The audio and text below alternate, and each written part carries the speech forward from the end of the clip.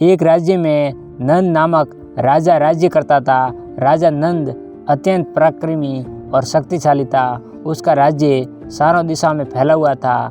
राजा नंद की पत्नी अत्यधिक सुंदर थी, लेकिन स्वभाव से बहुत ही तीखी थी। राजा नंद अपनी पत्नी को अत्यधिक प्रेम करता था और उसके रूठ जाने पर मनाने के लिए कुछ भी कर सकता था। राजा नंद का एक मंत्री था जो अत्यधिक विद्वान और शास्त्रों में पारंगत था।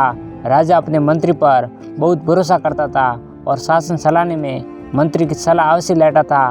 मंत्री की पत्नी का स्वभाव भी बहुत कठोर था।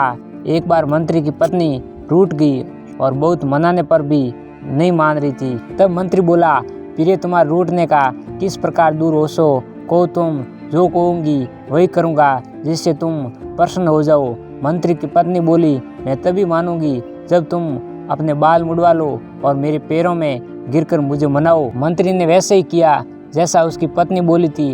मंत्री के ऐसा करने से वह खुश हो गई। उसी दिन राजा की पत्नी भी रूठ गई और राजा मनाने पर भी नहीं मानी। अंत में राजा ने कहा, प्रिय, तुम्हारा रूठना मेरी मृत्यु के समान है, तुम्हें ही बतलाओ मैं तुम्हें कैसे मनाऊं। राजा की पत्नी बोली, मैं चाहती हूँ तुम्हारे मुंह में लगाम लगाकर तुम्हारे ऊपर बैठ जाऊं और तुम घोड़े की तरह हिनहिनाते दौड़ो। राजा ने रानी की इच्छा पूरी की और खुद घोड़ा बन गया।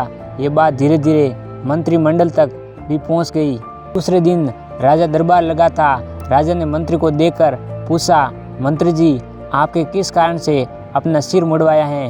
मंत्री ने जवाब दिया, महाराज, मैंने उसी कारण सिर मुड़वाया है जिस कारण पुरुष अपने मुंह में लगाम डालकर घोड़ी की तरह हिनहिनाते हुए दौड़ लगाते हैं। ये बात सुनकर राजा बहुत लज्जित हुए। इस कहानी से हमें ये शिक्षा मिलती है कि हम अपनी मर्यादा के विरुद्ध ऐसे कार्य नहीं करना चाहिए जिससे लोगों के सामने शर्मिंदा होना पड़े।